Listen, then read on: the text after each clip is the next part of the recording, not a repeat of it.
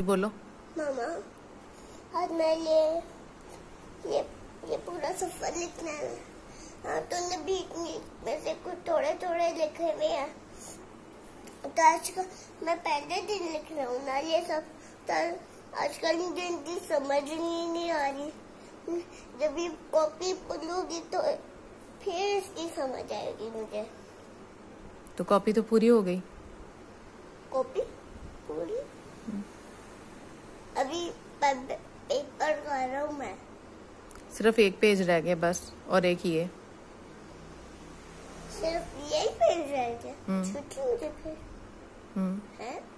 फिर मैं स्कूल चले करूँगा है? ये कैसी बात है?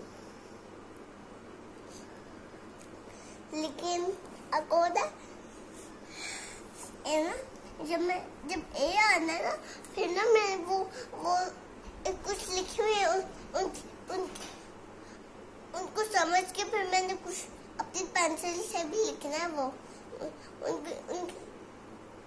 वो जो उनको समझना है, और फिर ना उनके और जो भी उनसे बनता है ना वही उसकी स्पेलिंग लिखने हैं मैंने।